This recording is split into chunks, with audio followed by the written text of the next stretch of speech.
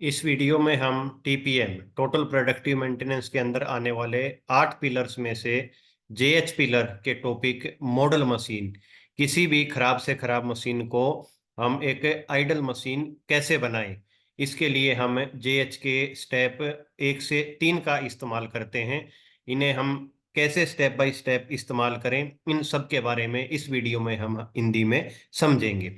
नमस्कार दोस्तों, मैं शक्ति मलिक हूं। मैं एक टीपीएम सर्टिफाइड कोऑर्डिनेटर हूं। मैंने Japanese MNCs, JIPM, TPM certified companies और कॉरपोरेट लेवल पर बिजनेस एक्सीलेंस डिपार्टमेंट में काम किया हुआ है। एजुकेशन बैकग्राउंड में मैंने बीटेक, एमबीए और एमटेक की हुई है।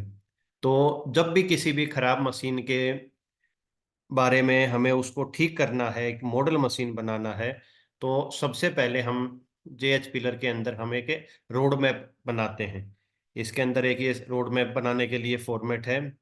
ऊपर ये कंपनी के डिटेल्स, मशीन डिपार्टमेंट डिटेल्स भरने के बाद जो जेएच के स्टेप होते हैं, स्टेप 1 के अंदर हमें क्या क्या एक्टिविटी करनी होती है, जो टैगिंग करनी होती है एबनॉर्मलिटीज की, रेड टैग, वाइट टैग, फिर identification of SOC, identification of एचटीए।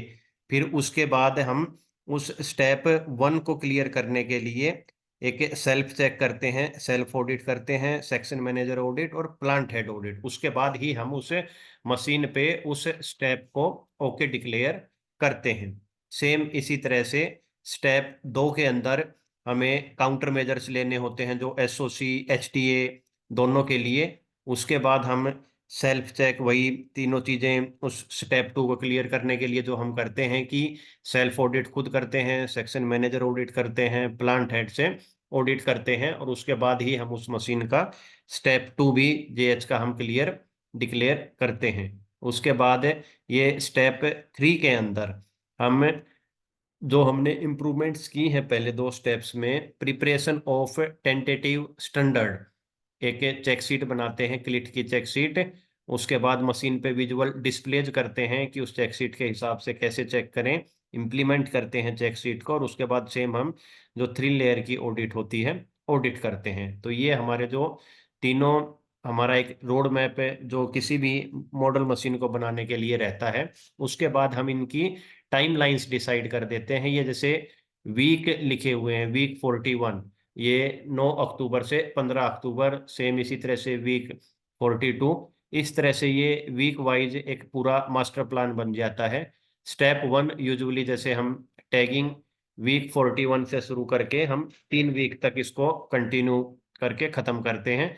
Same फिर इसी तरह से हमने ये रोड मैप बना के स्टेप 1 को हम लगभग ये 6 वीक के अंदर हम खत्म कर लेते हैं। पैरेलली फिर हमारी स्टेप 2 की एक्टिविटी जैसे वीक 44 से स्टार्ट होके इस तरह से चलती हुई हमारी वीक 48 तक चलती हैं। सेम इसी तरह से फिर स्टेप 2 कंप्लीट करने के बाद जब स्टेप 3 होता है, वीक 49 से शुरू होके हम इसको वीक नेक्स्ट ईयर के 1 तक लेके जाते हैं। तो इसमें जो हमें दिखाई दिया, लगभग 3 महीने और 12 वीक के बाद हम किसी भी खराब से खराब मशीन को बिल्कुल नए जैसी एक आइडल मशीन बना सकते हैं।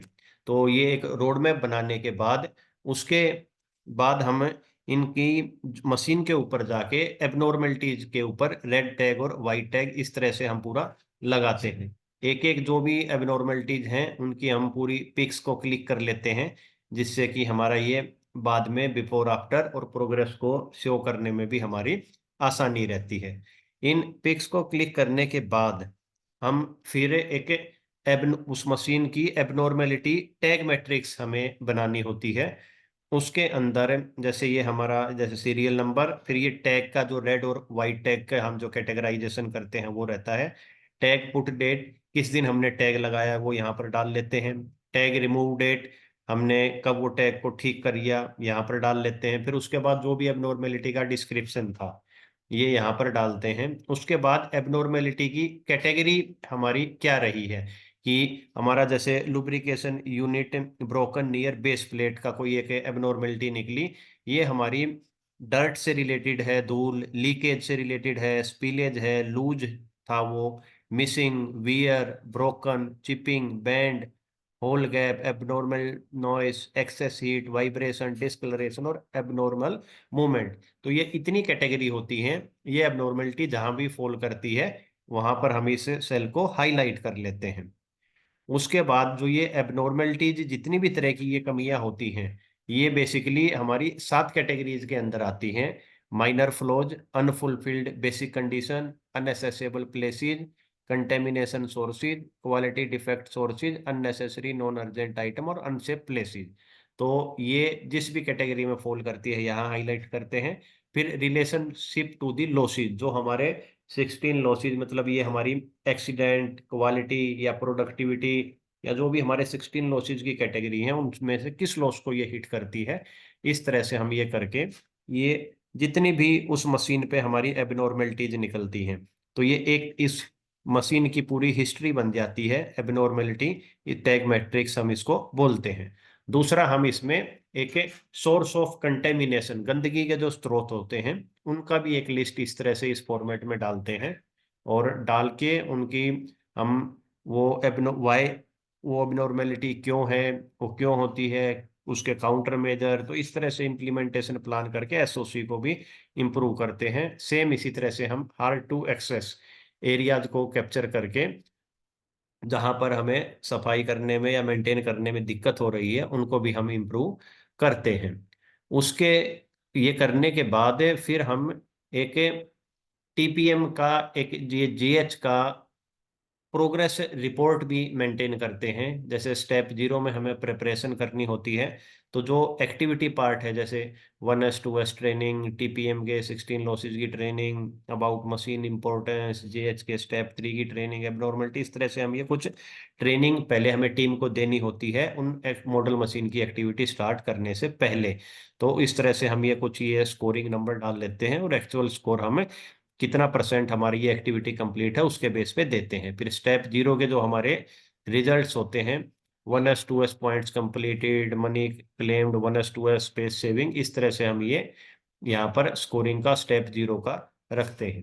फिर सेम इसी स्टेप 1 के अंदर जो हमारी एक्टिविटी थी, tagging, removing, identification of SOC, HTA, ये स्कोरिंग रहती है। रिजल्ट पार्ट में जो हमारे ऑडिट के हैं रिजल्ट्स क्या रहे उनके बेसिस पे स्कोरिंग रहती है। हमारे टैग का ट्रेंड क्या है, कितने हमने लगाए, कितने रिमूव करे, बिफोर आफ्टर के जो हम 1S 2S की पूरी पिक्स करते हैं वो, और क्या है क्लिक टाइम, हमारा जो जेएच का टाइम है उसमें कितना हमारा इम्प्रूवमेंट हुआ, कितना आ रहा है।